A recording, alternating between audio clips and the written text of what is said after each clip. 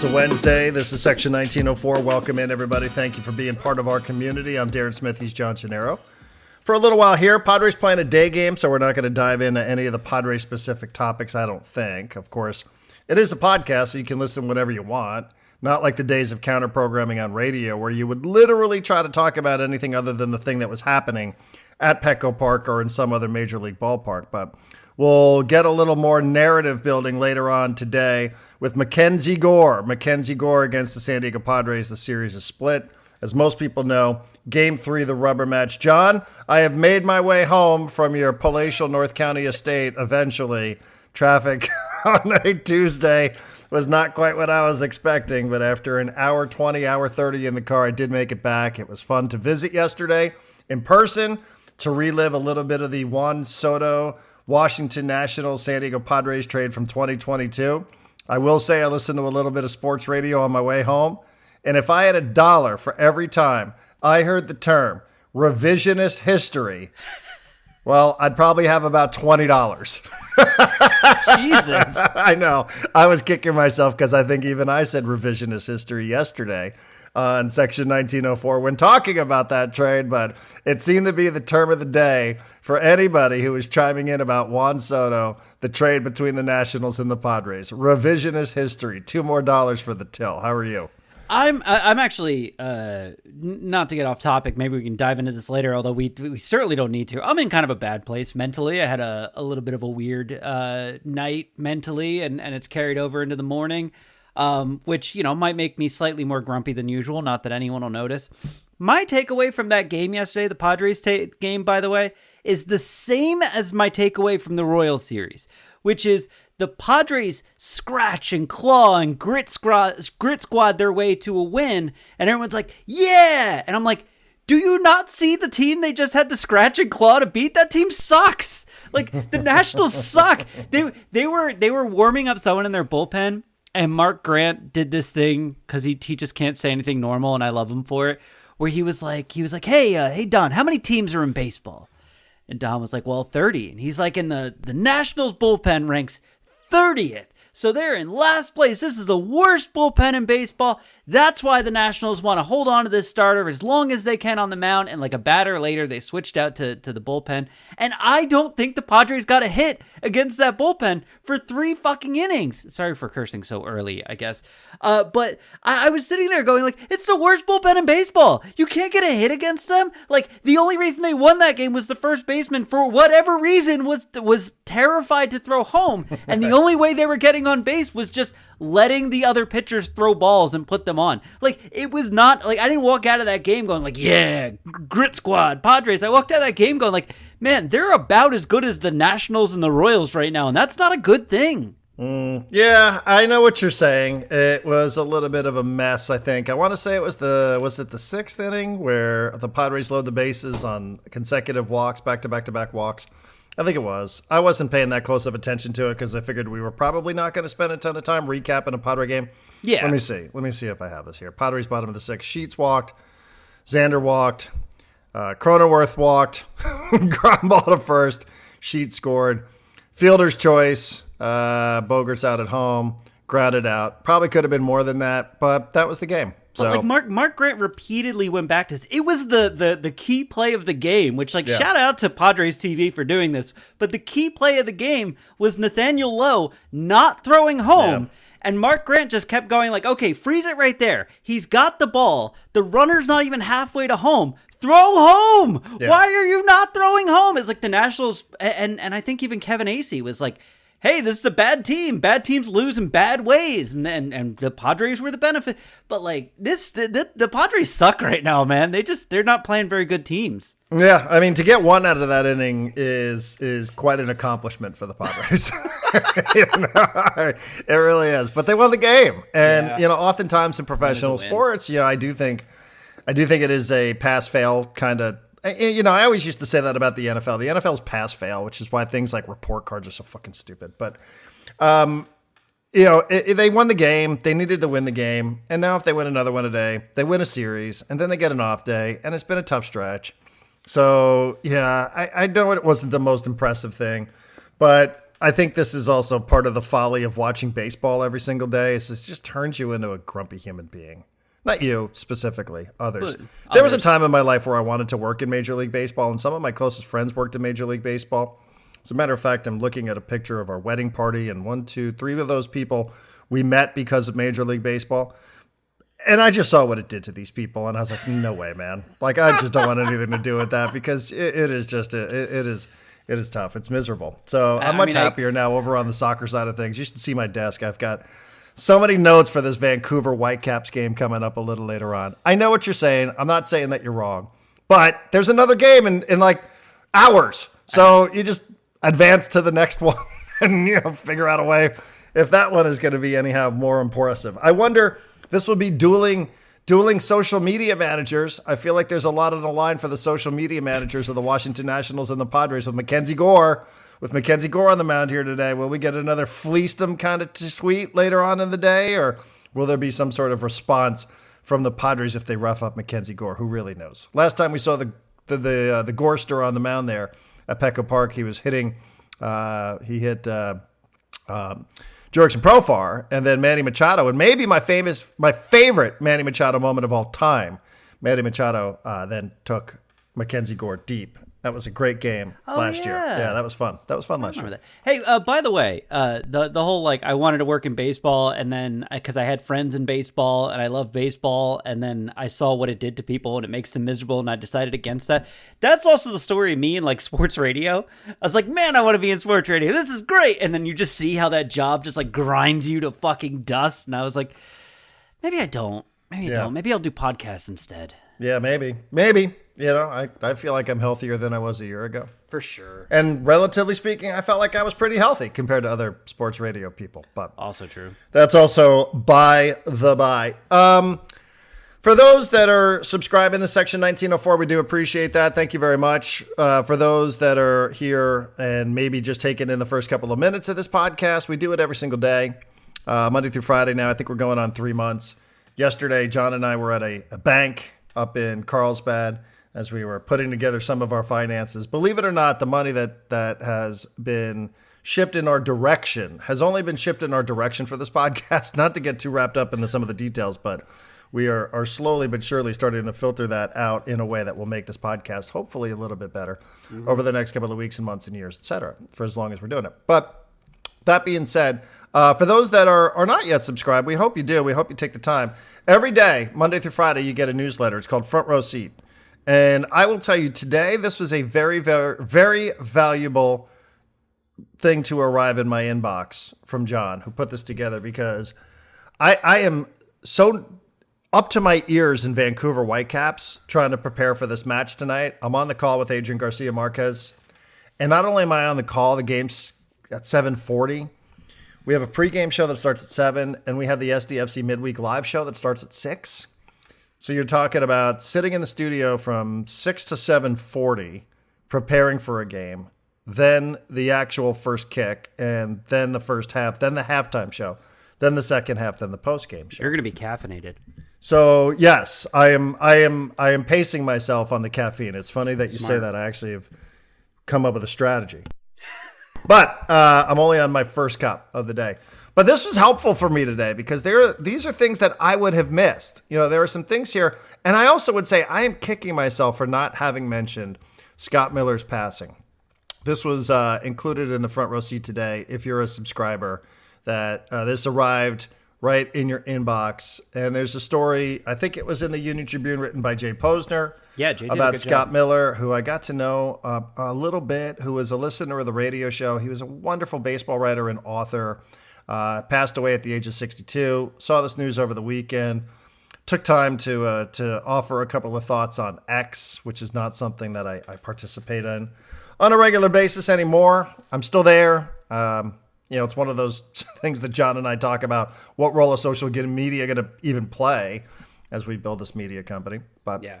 not really the point to take away from Scott Miller, who is just a terrific, terrific person and a really good writer and a free spirit and a guy who had a ton of personality and a guy who is one of those kind of guys that if he asked you how you were doing, he actually cared about the answer. And, I know that sounds a little bit cliche. I would put myself in the category. I don't always care what it is that people say when I ask them how they're doing. I can admit that. I know it's a flaw and it sounds a bit shitty. But I did care when it was Scott, and I like Scott, and we had Scott on the radio show a lot, and so did a lot of other radio shows. In fact, it kind of got to the point where Scott was on so many radio shows, I used to tell Marty, I don't know if we should have him on anymore because he's on all these other shows. Yeah. You know what I mean? Like, he's on like 2-3 shows, 4 shows every week. He'd be on with us. He'd go on with John and Jim. He'd go on with Tony and Chris. He'd go on with Coach. He'd go on, and you're like, man, like Scott Miller's on all the time. He's just on all the time. I don't remember exactly where Scott was working when I first met him. And it doesn't matter. He worked for a couple of different websites. CBS Sportsline, I think, was one of the places where he worked, or CBS. He also spent some time with the New York Times. He wrote one of the great stories, John. I don't know if you'll remember this story. He wrote a story, I'm pretty sure it was Scott Miller, who wrote a story about Manny Machado, the chess player. Do you remember that story from a couple of years ago? No. And it was just another side of Manny Machado. That Manny Machado is he's a chess guy. He plays a lot of chess, has a chessboard, I guess by his cubicle in the clubhouse. And It was really a very, very good story that Scott wrote. So he was doing some freelancing stuff for the New York Times. He always used to wear these really super colorful shirts. He had this great head of hair, which is why when he was diagnosed with cancer a couple of years ago, there were many people that knew about this. And, not everybody said it out loud or said it publicly or put it on social media because everybody respected Scott's privacy. Right. But, then you would see him and you would see that he was a lot thinner and, he had lost some of his hair due to the treatment. And, it still never had an impact on him asking the questions or asking how you were doing or telling you that he heard a thing on your radio show and just wanted to talk about baseball, I joked about baseball can turn people cynical and it can make people miserable and it can make people unhealthy. And, it never seemed like that had that impact on Scott. He's one of those guys that I truly marveled at. And I said, if I couldn't be like that, if I couldn't be that joyous covering baseball, if instead I was going to turn into one of these miserable assholes who covered baseball, then I didn't want to do it, which is why I didn't do it. But he was the opposite of that. And, the sport really, I think, lost somebody who loved the sport. We talk all the time about the NBA. We talk all the time about the people who cover sports. Do they love it? Do they love the sports that they cover? Not that they can't point out the flaws, John, but in Scott Miller's case, 1,000%, Scott just loved baseball. He loved talking about it on the field. He loved coming on your radio show. He loved doing it, chopping it up, writing about it, talking about it in the press box, hanging out with some of the baseball guys, some of the scribes, some of the electronic media guys. And when I sit and say, he's a real one. Like, he was a real one, and he just could not have been nicer and just seemed so aware of everything that was happening. Lived in San Diego from the state of Michigan, spent a lot of time covering baseball before he landed in San Diego, but he was around a lot, and people knew Scott, and people, coaches and players and broadcasters and writers and front office staff and everybody in between, everybody in uniform, out of uniform. I don't know anybody who would ever say a cross word about Scott Miller. He was that good at what he did. He has a couple of books out there if people want to go. He wrote one, I want to say, with Burt Blyleven, covered the Twins for a long time. So he wrote a book with Burt Blyleven that I remember. His most recent one I haven't read, but it's about managing and how managers still matter. But you put that in the front row seat today, and I'm glad that you did because I really... We've done 2 shows already this week, and I was kicking myself for not having brought that up. That should have been the first thing I said on Monday, and that's my bad, having a personal connection to Scott. So thank you for putting that in there. That was great. No problem. And, I saw it, and I was like, I don't have a personal connection to Scott. Like, my connection to Scott is probably very similar to the people listening to this podcast. Like, I used to read his writing. I thought it was good. I used to see him on the Fox Sports San Diego post-game show with his head of hair, and I seem to remember there was one point at which he was like losing his mind on a post-game show, and I texted you and I was like, no one cares about one single baseball game this much. And you wrote back like, no, Scott might. Yeah. And I was like, oh, okay. So he's that guy. But I don't think I've ever met him or had any sort of personal interactions with him, but I have a lot of opinions about people that cover sports in San Diego, and a lot of them are negative. I never really had a negative opinion about Scott. I thought he did his job well, and your legacy is what people think of you when you're gone, and his legacy seems to be that of, like you said, a free spirit, a wonderful guy, a caring guy, and someone who, appreciated his life, his job, and, being able to work in a sport that he absolutely loved. Yeah, that's an interesting thing, and it just popped into my head as you were saying it. Like, what would people say about you if you passed? What would people say about me after a 20-year career if I, got sick and fought through some sort of illness and ultimately the illness won? Or, if something were to tragically happen. I realize this is kind of dark and probably we should pivot here pretty quickly, but I don't, I can't imagine that anybody would speak as glowingly about anybody as you've seen people speak about Scott Miller. I don't really know what the answer is, and I hope I don't have to spend a lot of time thinking about that. But I also just want to say, and we'll move on, is, I cannot tell you how much it means when you're a young broadcaster, and you're still a bit insecure about who you are as a broadcaster, about who you are as a human being, to have somebody like Scott Miller walk up to you on the field at Petco Park and say, I listened to your show and I think it's good. I just cannot tell you what that means to somebody who's always insecure in sports media, sports radio. Lots of people are gunning for your job. It wasn't like it is today. People, there was only so many of these, and there were some people that weren't working who I knew were gunning for me. But to have somebody like Scott Miller say that sort of stuff, like, it just, you can never quite thank him enough. Not that you would say, hey, thank you for saying that, but to know what that meant to me, is something that I just can't, I could never explain, what that means to somebody who's just trying to figure themselves out professionally, and have somebody who you really, really respected, like Scott Miller, say that.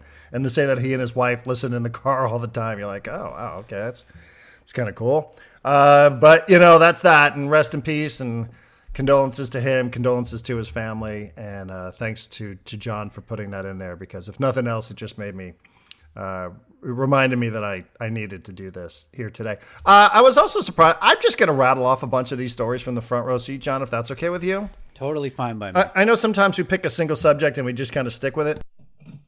Today may be a little PTI.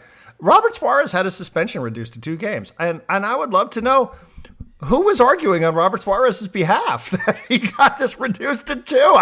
I mean, good for that person, but I would like to hire that person in case I'm ever in any legal trouble. Well, so this is, I included 2 paragraphs from the story that I thought kind of explained it. MLB, in announcing the suspension, described Suarez's 99.8 mile an hour fastball as intentional. Suarez disputed that characterization and opted to appeal his suspension. Quote, I was just coming in to close out that game, Suarez said through an interpreter. I was never trying to run into trouble or hit anybody. Unfortunately, it happened. I got ejected and I couldn't finish out the game. This is one of those legal things, which remind me after we finish talking about Robert Suarez, I have a legal thing that I want to discuss with you very, very quickly. This is one of those legal things where you can't prove that it was intentional. You can say it was intentional, but unless Robert Suarez says I was trying to hit him intentionally, you cannot prove it. And I think that's why a lot of these suspensions get reduced, because he just comes in probably with someone from the Players Association going no, he wasn't throwing at him. The ball just slipped out of his hand. And they're like, no, obviously it was intentional. Look at all the context around it. And they go, you can't prove it. You can't prove it didn't slip out of his hand. They go, all right, fine, 2 games instead of 3. I think that's all this is, I think. Really? I don't know. I mean, you didn't think that the John Boy video was proof enough that he was throwing at Shohei Ohtani on person? I don't know. It seemed pretty conclusive to me. But What a standard. What a standard. It wasn't me, right? What comedian was it? Wasn't me. But I saw you. No. That wasn't me. Yeah. Or was that a song? And was that Shaggy? I don't remember. I think that was Shaggy. Yeah, wasn't me. Yeah. But I saw you. You're on the floor. Wasn't me. Yeah. Yeah, there was some comedian that did that bit also. No, it was not intentional.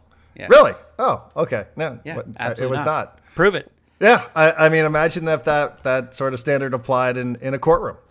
Wasn't me. I don't know what you wanted me to say. Exactly. Well, good for him and good for the Padres. That got reduced to 2. So yeah. I don't know, a little bit of hocus pocus, but good on them. I guess he's going to miss today is the plan if I read some of the reporting right from social media after Tuesday night's game. So he's going to start today, so he'll miss today. Then he'll get off on Thursday, and then we'll not see him Friday. Where do the Padres go on Friday?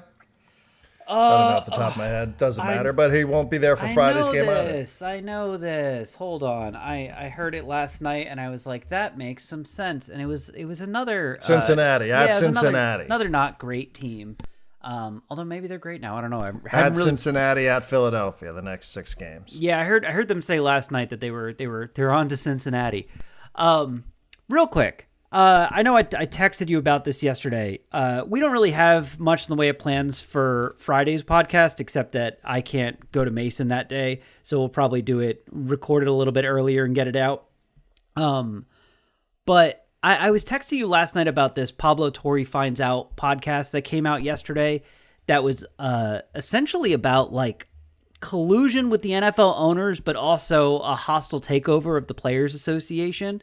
Yeah. Tell me about this, because I've only caught the clips that have made the rounds on social media, and I know Pablo Torre has really implored everybody to listen to the whole podcast. Like every little detail that comes out in the first like 30 minutes somehow comes back around in the back 30 minutes, and you're like, wait, what? But essentially, there's this one guy who like has literally done like a hostile takeover of the Players Association, and has changed their processes. And he took this report that said that the owners colluded against guaranteed contracts for NFL players. It includes text messages from Dean Spanos, where Dean does not put his foot in his mouth. He just congratulates the Cardinals owner on getting the Kyler Murray deal done. And the Cardinals owner, Bidwell, is the one sticking his foot in the mouth and basically saying like, yeah, the Deshaun Watson guaranteed deal almost screwed us, but now that we got this Kyler deal, you can use it for your quarterback and we can set a new standard going forward. Basically proving collusion. But the Players Association buried this report, and legally, like the arbiter came out and was like, yeah, there's like implied collusion, but there's not forced collusion. So I guess like, you know, the Players Association doesn't win the billions and billions of dollars that the owners would have to pay out to 500 something players with their non-guaranteed contracts.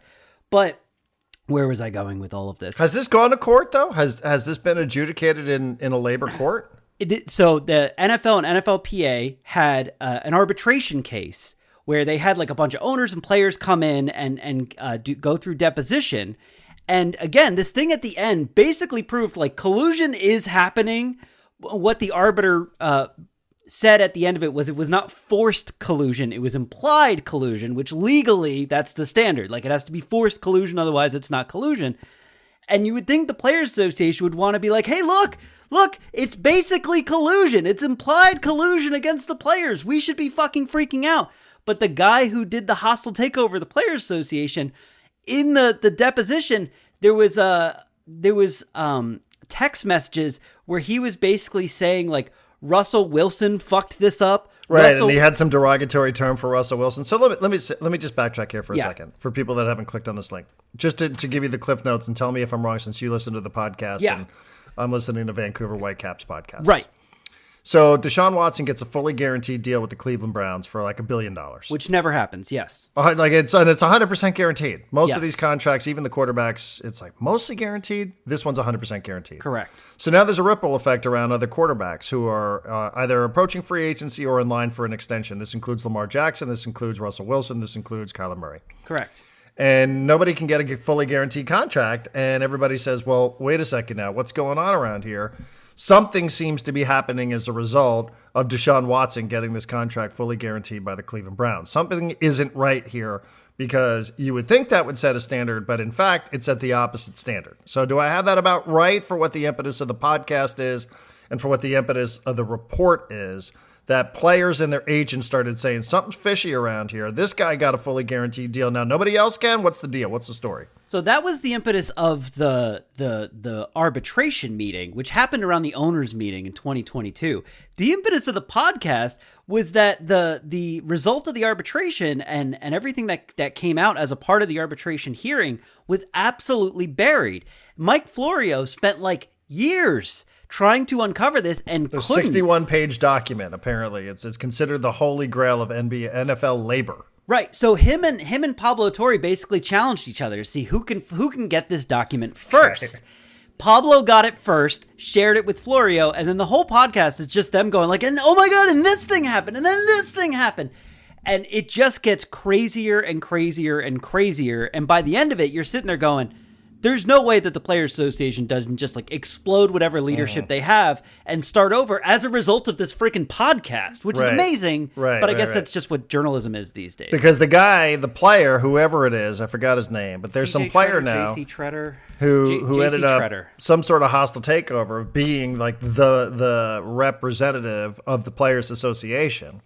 Ended up, instead of wanting to declare war on the owners, was like, yeah, fucking Russell Wilson sucks. Or something like that, right? Yes. I'm paraphrasing because I haven't heard it. But he's ended up trashing Russell Wilson in this. He's like, he sucks. Like, we shouldn't be paying him anywhere. Something like that, right? Well, no, so what happened was he basically said if Russell Wilson had pushed harder on the Broncos to get a guaranteed deal, he would have gotten the guaranteed deal. But he wussed out, and Pablo said he was... And Pablo was like, he also called him some names that I'm not going to repeat on the podcast.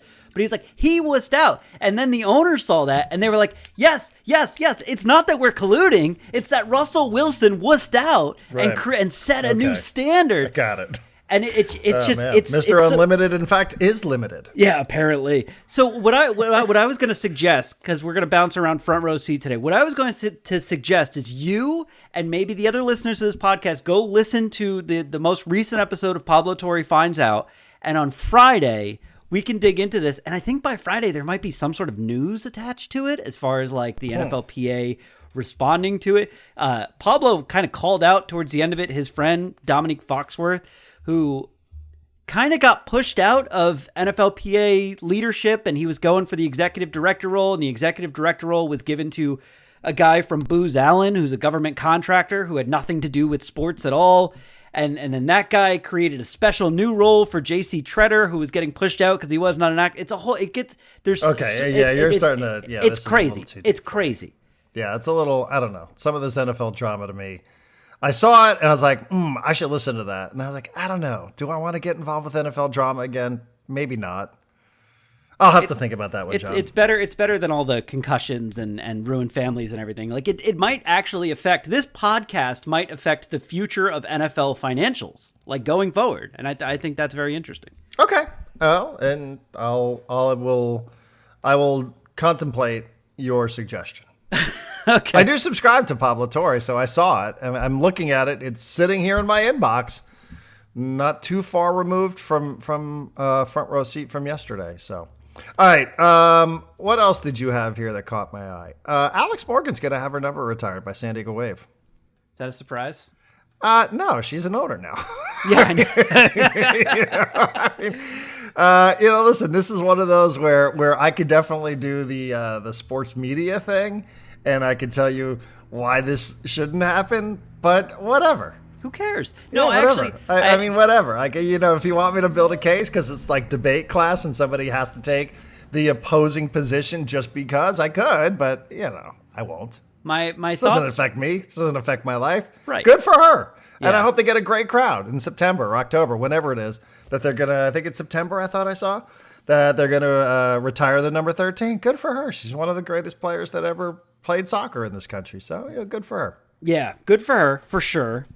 She's part owner, so this was probably built in. I immediately thought of our buddy H.J. Preller, who always points out that, like, when things are going poorly for the Padres, all of a sudden they're like, and let's remember the 1998 Padres. Right. Yeah. There's a little bit of that. There's a little bit of that. But my question, and this is where maybe you can do some investigative reporting, Darren. My question is, are they going to hang the number at Snapdragon Stadium somewhere? Because I remember Qualcomm Stadium, like, they'd retire a number and it would go up somewhere. Like Petco Park, you retire a number, it goes up somewhere. Are you just going to, like, say her number's retired, but it's not going to actually go anywhere? That would be weird. I don't know. That's a great question. I mean, what do you do there? Do you have to clear that with JD Wicker and think so. say, hey, JD, we know you're busy trying to get a media deal for the Pac-12, but can you find a plot? And listen, let me tell you, there ain't nobody in this town that isn't going to do something for Alex Morgan.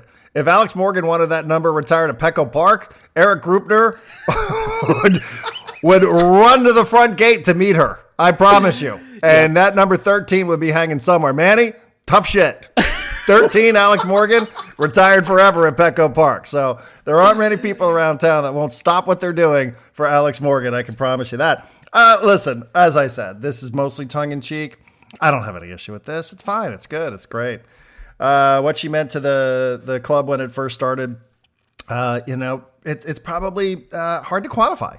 Yeah, just with some of the attendance records and things like that. But, if we're going to go down this road, I mean, what about Kayla Sheridan? I mean, she's been great, right? Yeah. She's still playing. What about Naomi Girma? She's a 2-time Defender of the Year. I don't know. I'm just wondering where this might lead. I don't know. But good for her, man. Good for her. She's been around a lot. Won a NWSL Cup with Portland. I don't know if Portland has retired her number. I don't know the answer to that. But I suppose it's possible to have your number retired in more places than one. But she's here. She's part of ownership now. She's decided, her husband went to Saints. So she has decided that San Diego is her final place. This was always part of the plan. Like, it was always part of the plan that Alex's career was going to wind down in San Diego. And so it makes a lot of sense that this is where the number will be retired. I don't know if this precludes other destinations from doing this, but it's being done here, and it's mostly, I think it's nothing but a good thing. Yeah. Even if I could do that thing, which I'm not going to do. I'm just sort of dropping a couple of crumbs on how I would do it, but I'm not going to do it because I think it's good. Can I take you into my 7 a.m. brain for a second? Sure. So I saw this story and I'm like, yeah, this should probably be the first thing in front row seat. And then I just Googled like Alex Morgan, like, someone's got to have reaction to this or whatever. And I see this story that I included. I saw it. Alex Morgan grabs attention with new swimsuit photo. Yeah. Okay. And I was like, should I include this? And then I was like, I looked at it and I'm like, well, this isn't like someone took a picture of her at the beach. She posted this herself. Mm-hmm. I'm like, so that's fine. She wants this out there.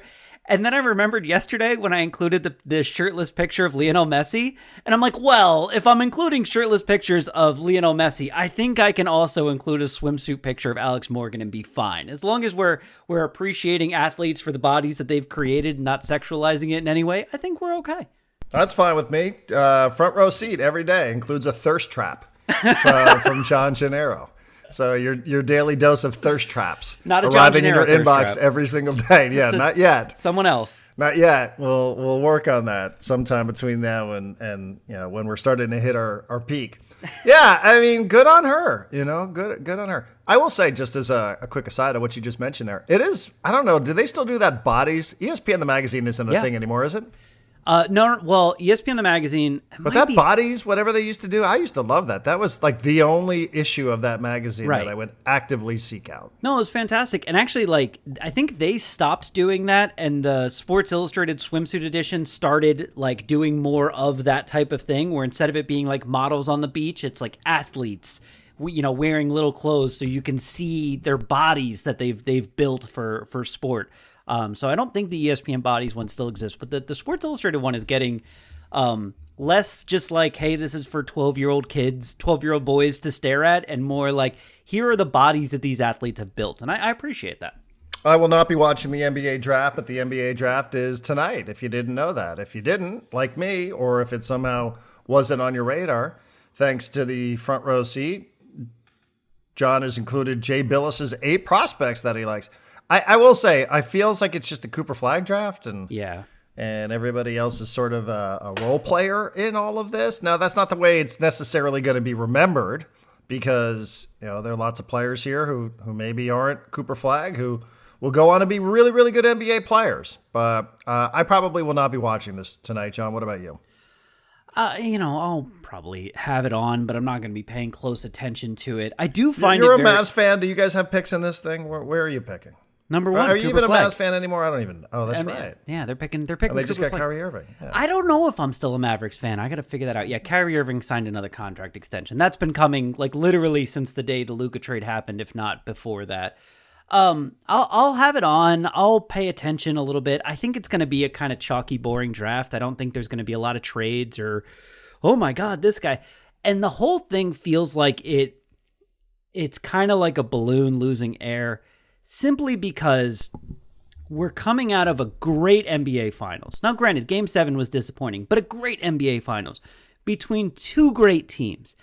And of those two great teams that played, like, almost none of those players were top 10 picks. Like, I think Tyrese Halliburton was like a number 4 or 5, something like that. Shai Gilgeous-Alexander was number 11. He just won MVP, Conference Finals MVP, and Finals MVP in the same season. He's like 26 years old. So I think there's a little less of like, oh, we have to get the number 5 pick because that's obviously better than the number 10 pick. And now people are starting to go like, I don't know, if you got the right team with the right coaching and the right development, that matters a lot more.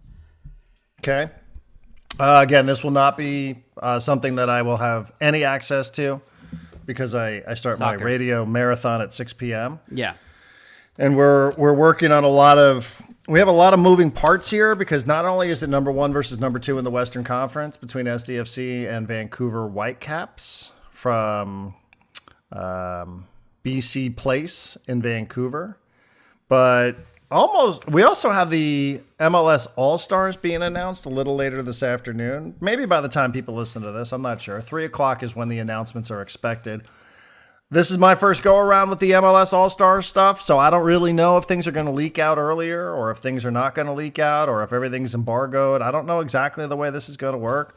I do know, and we've talked about it here on this podcast, the way that the rosters are set. So it's going to be the MLS All-Stars against the Liga MX All-Stars in Austin, Texas in July, so it's going to be MLS versus Liga MX. This is the way the rosters are. So everybody, has about 20, 25 players on a roster in MLS. You only get one roster of 26 players. Right? Is that right? Yes. 12 voted in by the fans. So there was a whole online voting thing. I don't know how many people paid attention to it or voted, but you could have voted for some of the SDFC players or whomever else. You could have sat there and spent a lot of time voting for Lionel Messi. So 12 will be voted in. This is kind of weird. 12 will be selected by the manager of Austin FC, who is Nico Estevez. SDFC's played Austin twice, so he would have seen some of our players more than he would have seen any other player from any other team. Worth noting, he's been their manager for like a few months, and he's been kind of terrible. And he stinks. And I don't really know why you give a manager this kind of authority. I have no idea why you would give the manager this kind of authority. I mean, there's been some suggestion that he should have been sacked by now, but instead we're going to give him the power to select 12 players. So 12 voted in, 12 selected by the manager of the home team. And then 2 more will be used by the commissioner at the commissioner's discretion. Just in case there's any gross oversight, the commissioner will say, this guy is playing in this game. So Don Garber has 2 choices to do what he wants to do. I'm sure Don Garber's been up all night thinking about what his choices should be. Quick question. Roster of 26. It's an all-star game. I imagine the rules are different and they get more than 5 subs. I imagine this is going to be a situation where like the starters play the first half and then they rest in the second half while the other guys come on, like a full shift change. Because if it's just like you get 5 subs, like that's a lot of people traveling to Austin and practicing that are never going to get on the field. Right. Yeah, I would think so. I will have to get back to you on that one. As I said, I'm an MLS All-Star virgin. I was not living here in San Diego back when the All-Star Game was here. The All-Star Game was at San Diego's Qualcomm Stadium, John? Did you know that back in the day? Back in 1999, I think it was, that the All-Star Game was held in San Diego? Did you know that? That was before I lived in San Diego, so there's no reason that I would have been aware of that. Yes. Actually, wait, no, that was the year after I moved to San Diego. Still wasn't aware of it. Went back and looked at the rosters from there. Carlos Valderrama played, the famous Colombian player. Alexi Lalas played. Marcelo Balboa, San Diego State. Wow, superstars. He played. Yeah. And it was East versus West back then. It was a simpler time. What I've been working on here, because I don't, I've been trying to figure out, and this has probably been a total waste of my time. But I've been trying to look up, what is the record for expansion club MLS All-Star selections? As far as I can tell, and I'm only going to go back what they consider to be the second phase of expansion, which is the last 10 years when I think 12 clubs have been added. So going back to 2015, just because I think, when you only have like 10 teams, it's a different sport. They got to fill a roster. I imagine Messi made it last year. Oh yeah, not expansion though. Miami was an expansion last year. Right. I'm saying for an expansion team. So for instance, the most recent expansion club was St. Louis. Yeah. They got Tim Parker and the goalkeeper Berkey. So they had 2. That's pretty good in 2023. Nashville? Nashville and Miami came in 2020, so there was no All-Star game. Oh, because COVID. Right. So they didn't really have one then. I went back to 2017. Atlanta got 3 players in. Greg Garza, who's a former U.S. men's national team player who played for Club Tijuana. I remember him. Michael Parkhurst, who had been around the league a little bit. He was in MLS, but he was on that expansion side. And Miguel Almiron, the Paraguayan. So they got 3. So that's pretty good for an expansion team in 2017. That's as far back as I went. I went back to 2015 because that's what's considered the second phase of expansion here when the league has sort of gotten to the point where it is now. So 3 seems to be the bar that I'm willing to say, will SDFC come up just short of that? Will they equal that? Or will they clear that bar? On a 26-man roster with 30 teams in the league, man, I'll tell you, if you can get, and not everybody's got to be represented here. This isn't the big leagues. This isn't Major League Baseball. This isn't their All-Star game where everybody's got to be represented here. It is possible that teams, it is possible. I mean, who's going to represent that terrible Austin team? I have no idea. But I would say, when you have a player like Anders Dreyer, who is leading the league in goal contributions, and that is according to MLS stats and other stats. Do I need to explain this again, why those are 2 separate things? No, it's fine. Okay. So he is leading the league. In either way, he's leading the league in goal contributions. That's why it's fine. Which means, more than Messi, even though Messi's had to miss a couple of games here because Miami's playing. And good for Miami for advancing, by the way, in the Club World Cup. It's a lot of money. Leading the league in goal contributions and getting some shouts for MVP, by the way. Yeah, you said that to me the other day, and I was like, yeah, I hadn't thought of Anders Dreyer as a potential MLS MVP this season, but it's hard to argue that anyone has been more impactful for SDFC, which is one of the best teams in the league. So you could see it. I would say that a player like Chris McVeigh is certainly worthy of consideration. And again, I don't know all the politics behind this. I don't know according to popularity or... are there other defenders out there who the league is going to feel compelled to put in? But McVeigh's been great, and I will read straight off my notes since I have them in front of me. John, he is one of... Let's see. No. You lost the notes. One of 4... Well, it's behind me on the floor. You should see my situation. My wife went out of town today. She's like, okay, have this shit cleaned up by the time I get back. He's one of 4 outfield players who have played every minute for their club so far this year. He's That's also good. I saw the other day I was looking up some MLS stats because I was trying to get a handle on Dreyer stats from site to site. And Yepe still leads the league in touches. Not surprising. Well, according to which site? According to MLSsoccer.com. According to MLS Soccer, Yepe does lead the league in touches, but according to Football Reference, it is Chris McVeigh. Oh, I was going to say, according to MLS Soccer, Chris McVeigh is number 2. And it's very funny to see the same team have number 1 and number 2 in touches. And it wouldn't take you long to go find Patty McNair, who's in the top 5 as well. I think he was 5th, yeah. And he's missed a couple of games. And he's going to miss tonight, by the way, too. This game, I have the injury report in front of me, yeah. Oh, no. Patty McNair is going to miss his 2nd consecutive game. This is all public, by the way, so I'm not... Oh, yeah, Patty hurt his groin in Northern Ireland, right? Yep. Yeah. Marcus Ingvardsson, I was not expecting this, but he's on the injury report. He's going to miss the game tonight. Played 45 minutes against Minnesota United. Came off at halftime, remember? I thought maybe it was for performance, but Ingvardsson's not going to play. Willie Camado's going to miss his 4th match. Andres Reyes, I don't know, who knows? Hamadi Diop is going to miss his 7th game, and Anis Saidi, the 3rd youngest player in the team who got hurt against Club America, he's not going to be there. And that might be better than what it is that Vancouver's dealing with. Vancouver's, God, they're going to be without a lot of players. Brian White is with the U.S. men's national team. He scored 10 goals. Sebastian Berhalter's with the U.S. men's national team. A goal and 4 assists. Ali Ahmed, 5 assists, leading Vancouver. He's out with an ankle injury. He was on international duty. Jaden Nelson is on international duty. He's got a couple of goals and 4 assists. Kugbe is out. He's got a couple of goals. They've scored 31 goals this year. They're going to be without 16 of their goals. So more than half. Yeah. They will have a really good keeper in net, though.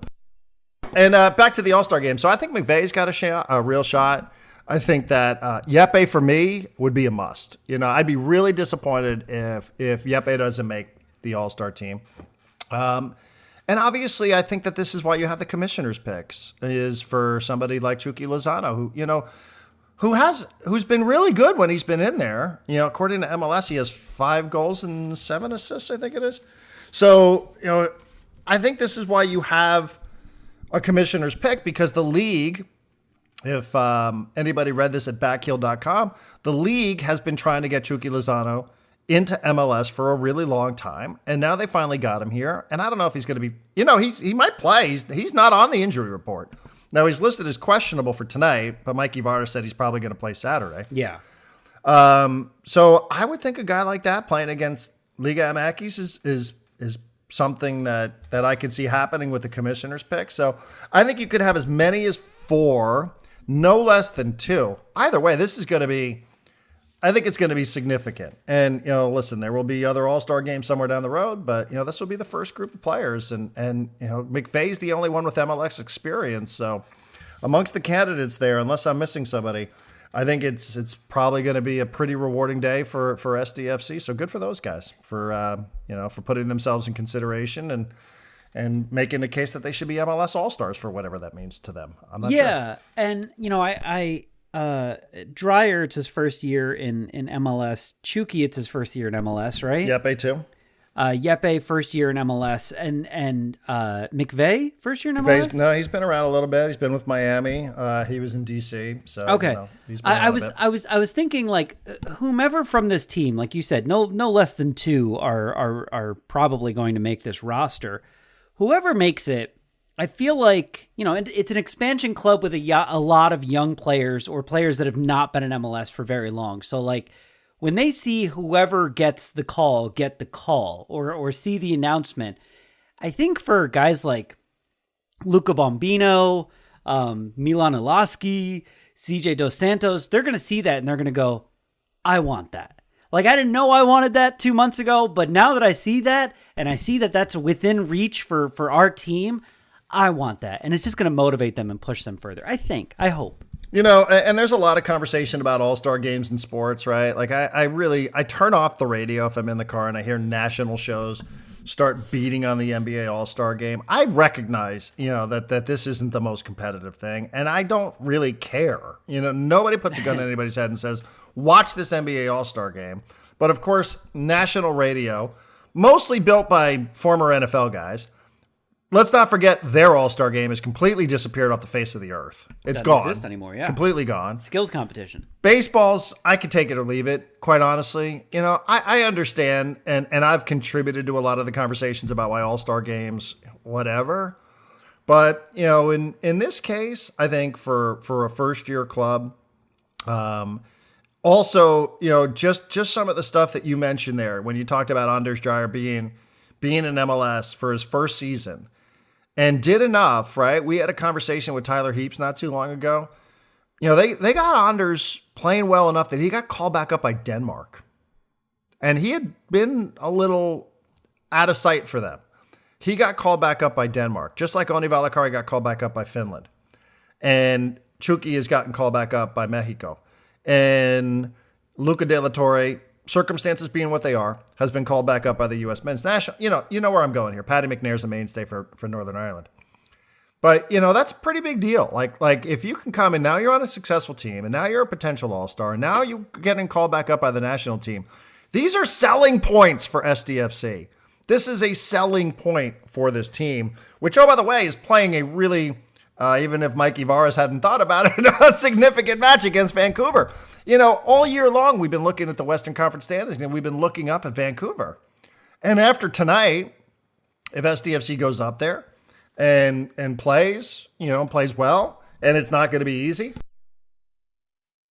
then it stands to reason everybody's going to be looking up at SDFC in the Western Conference standings, which means nothing on June 25th other than, wow, that's an expansion team that this late in the game is on top of the standings and has some players who are getting recognized nationally, domestically, and internationally as well. I don't know how you could pay a higher compliment to what it is that's going on here with SDFC than all of that. I just don't. I don't know how you could have said that this has gone any better. if those are the circumstances that we're talking about later. Totally agree. And to go back to a previous point, we discussed this a little bit yesterday after we finished the podcast. I hadn't really thought, as an American who absorbs mostly American sports, it hadn't really occurred to me that like All-Star games are a very American thing. Doesn't really happen in a lot of other sports. They'll have like All-Star teams, but they don't actually play a game. And you just mentioned the NFL, which got rid of the Pro Bowl game and but kept the skills competition, right? Because they're like, this is still fun. And this is still something that the players want to take part of, and there's no risk to it, et cetera, et cetera. I don't know if you've ever watched like the NHL skills competition for their All-Star weekend is fantastic. Did you know that the MLS does a skills competition the day before the game? I did, and I think I knew that, but I was reminded of it when I was trying to figure out, what the record is for expansion All-Star selections. Yeah. And I did see one of the years, I forgot what year it was. I think it was 2019 that two of the Cincinnati players were selected for the skills competition. That's not the same thing. Nothing against that, but I did come across that. So you're right. There are some skills competition stuff, which again, I think if you're there and if you're into it, it's a lot of fun. I think it's going to be fun. And it's an easy thing for others that aren't into it to be like, whatever, like it sucks, let's just move on from it. So I don't know. I think it's a point of real pride though for what it is for guys like Tyler Heaps and Mikey and the club. Just, again, for not only where they are in the standings, which is the most important thing, whether they win or lose or draw tonight, but also for some of the other stuff that's happening around here, like Anders got called back up in Denmark. Like that's, Oni Valakari was playing in a World Cup qualifier a couple of weeks ago. Like that's, that's not just like, hey, let's, bring in the C squad here, everybody. Like that's right. It's pretty significant. So, well, and people might get their wish tonight, by the way, because if Marcus Ingvardsson is out, I don't know exactly the way it's going to look, but Chuki's probably out. So everybody might get their wish. And Milan Olaski, I don't know. I haven't seen the lineup, but I'm not sure exactly who you're going to start up top if it's not going to be Milan Olaski. Or Tommy Angel, one of those guys. Maybe. That's a good, yeah. He hadn't played in a couple of weeks, but maybe. Maybe. By the way, another little bit of trivia for you. Yeah. Apologies for cutting out there. I'll hold on to it. Juan Pablo Sanjo, Thomas's dad. Yeah. Not only is he doing analysis on the FIFA Club World Cup for DAZN. What a handsome man he is. Very handsome man. Good God. Oh, man. And the acorn did not roll far from the tree. That said, he also is a former MLS All-Star MVP. Nice. Learned that this morning as I'm down my stupid rabbit hole trying to gather information for what may or may not happen today. Now I know that there's an MVP for that game. Learning something new every minute here, Darren. I did want to do a very, very quick shout out to Mark Ziegler. I know we try not to, but I'm going to because his write-up of this SDFC Vancouver game gave me perspective that I didn't have. As you put it earlier, we've spent all year looking up at Vancouver at the top of the Western Conference and going like, that's the team that you got to beat. Ziegler made the point that Vancouver was not supposed to be this good. And he went back to a preseason power ranking that had SDFC as the 28th team and Vancouver is like the 24th or 25th. Like neither one of these teams was supposed to be good this year. They were expected to be poor.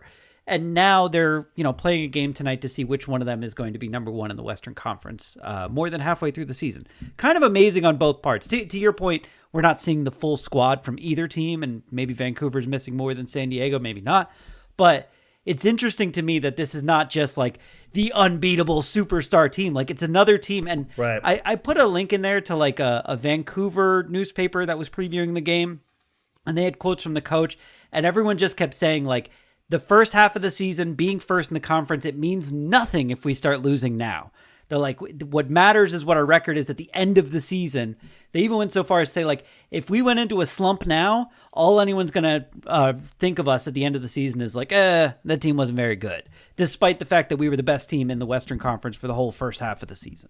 I go to a website. I subscribe, John. I'm a subscriber. I don't just ask people to subscribe, but I also subscribe to a lot of other things. Mutual. I subscribe to a website called backheel.com. Their preseason prediction, I have it right in front of me here, between 5th and 11th in the West, which, is a pretty wide stretch, but, that they have some upside there to finish as high as 5th, but things might not go well.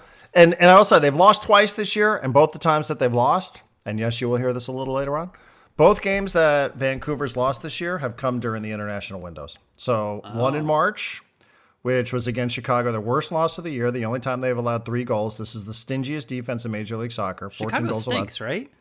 They're not great, but they beat Vancouver 3-0 in Vancouver. Wow. And they lost last week 2-1 at Columbus. So only 2 losses, and both have come during international windows. And that's probably part of a bigger conversation about the supporter shield, but we won't get into that. Yeah. Anyhow, as you can tell, I've got a lot of this on the mind. Can I toss a couple things past you? And I should have sent this to you maybe for tomorrow. I don't know that it'll be expired by tomorrow. Sure. I am reading a story from Monday.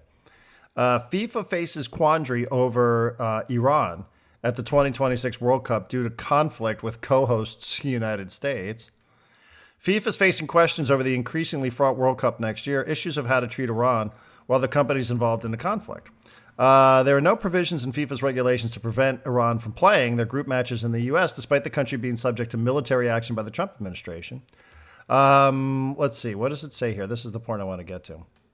Iran, who faced the USA in the group stage of the 2022 World Cup in Qatar, qualified in March for the 4th consecutive World Cup. So they've already qualified for the World Cup, okay? Yep. Next summer. They're in. Although 2026 is being hosted by Canada and Mexico, only being given a specific slot in Group A, could Iran avoid playing the United States with their matches taking place all in Mexico? So essentially what's being suggested here is that FIFA may, in fact, put Iran in a group where they play all of their games in Mexico. Now, what happens if they win their group? Well, they would stay in Mexico for their last 32 game and any last 16 match. Should they go further and they've never reached a knockout game, they would then have to play in the United States. I mean, this is insane. This is getting to the point now where you have to come up with contingency plans. And I would add on top of that, Iran is on a list of countries now that we don't allow their citizens to come here. So, yeah.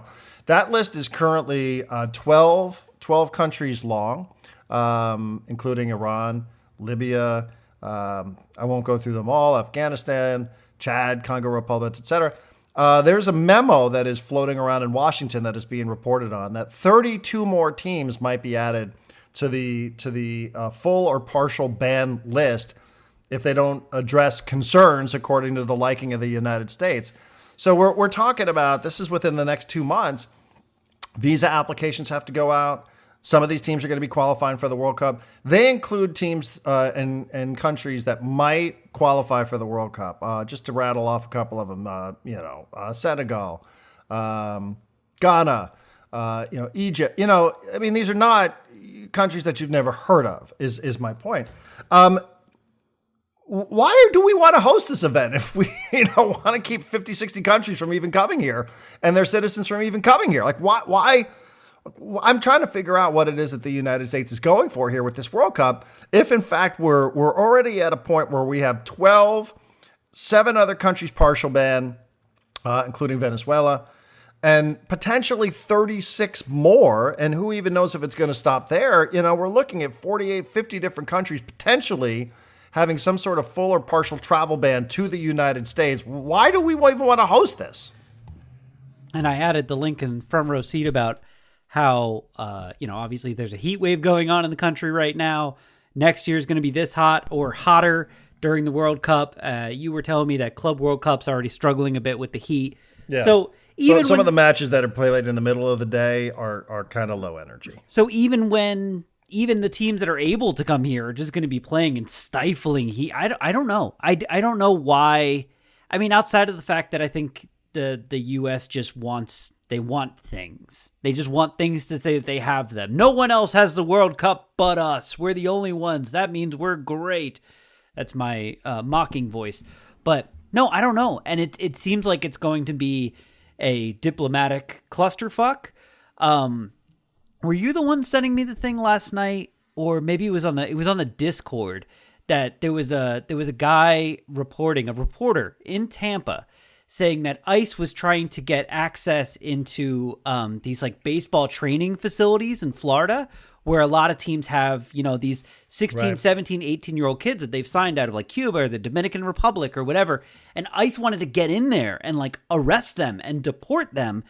Now, if you have like a team coming in from a country, like El Salvador's team is, well, I guess El Salvador's friends with us now. But, if the Iranians came in, like, are we deporting their players? Are we sending them to a lifetime prison in El Salvador? What are we doing with the coaches and the fans?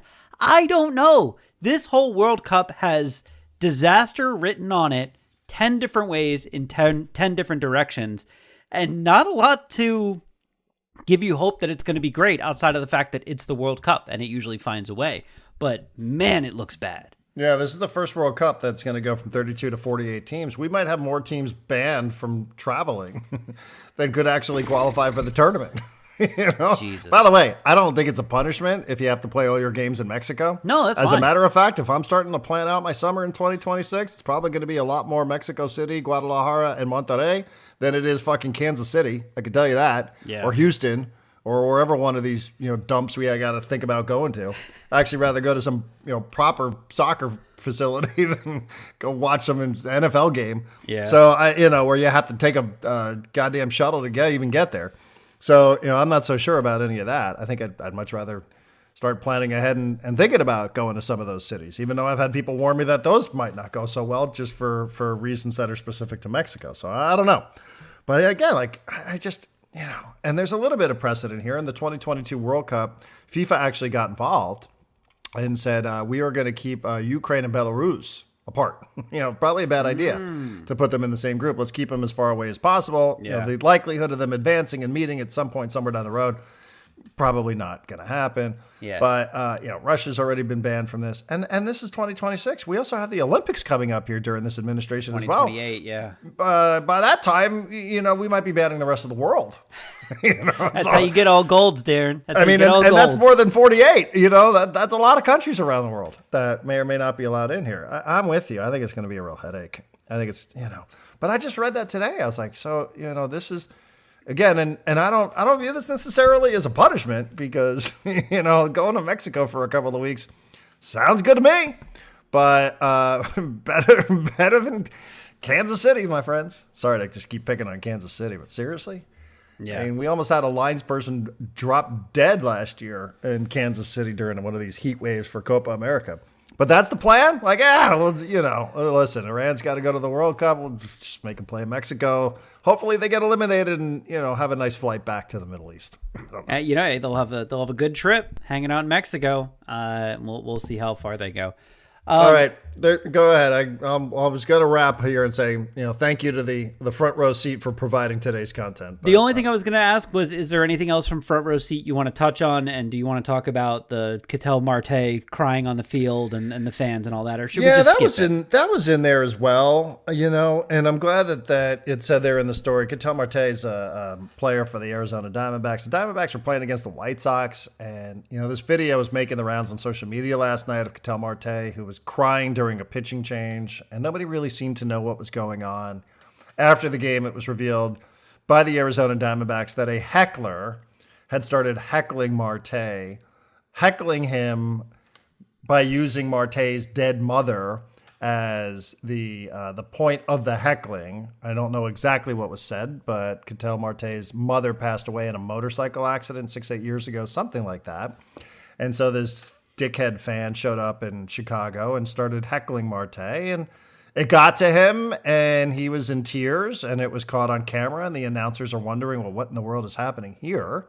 And then they found out after the game what it was that happened. The fan was escorted out by security, which doesn't feel like punishment enough for me, quite honestly. I know we live in a world where everybody's like, doxing, cancel culture. Yeah, do all of that. I mean, all of that for this guy, for this person, whoever it was, who was doing this sort of stuff. Tough scene. I don't know what to say. I mean, it's sort of self-explanatory, I think. It is, and it isn't, right? Like I saw people go like, well, he gets paid millions of dollars to not hear the crowd. He should be focused on, fuck you. Like, to the guy who said any of this shit, you know what? Fuck you. I hope if you are a White Sox fan who's going to the utter depths of wretchedness to try and upset a player on the other team because you think it might help your White Sox win, I hope the White Sox never fucking win again. I hope you know nothing but heartbreak and misery the rest of your fucking life. this is garbage. This is garbage behavior. And anyone who wants to rip on Marte for crying on the field, look, man, I'm lucky enough that my mom is still alive. If my mom had passed unexpectedly in a motor vehicle accident 8 years ago, and someone who wanted to get under my skin brought that up and heckled me with it, I guarantee you I'd be crying about it. Like, that's a human reaction. And good on his manager and his teammates for, giving him a hug, hyping him up, supporting him, and trying to get him, focused on something else that doesn't hurt as bad. But the fact that this shit happens just goes to show you, like, right back to our conversation with Jake on Monday. It's a hater culture, and the haters think that hating is the most important thing. No, being a human being is the most important thing. If that was a child, you wouldn't do that. And the thing about Ketel Marte is at one point he was a child. And when he thinks about his mom who passed away when he was still pretty young, he probably feels like a child. I feel like I'm a child when I'm around my mom and dad, despite the fact that I'm a 40-year-old man. Like, if this was a child, you wouldn't do it. Treat people the way that you want to be treated and the way that other human beings deserve to be treated. Not like this. Not over a baseball game. It's terrible. Yeah, I mean, not over anything, really. Right. I mean, I'm trying to think, like, what in my life... There's literally nothing in my life that would ever get me to the point where I would mock somebody or try to get under somebody's skin by ridiculing them about the death of a parent, I mean, you sort of think in life... but that's it. You sort of think in life, that's sort of... that's a line that everybody understands that you don't cross, but...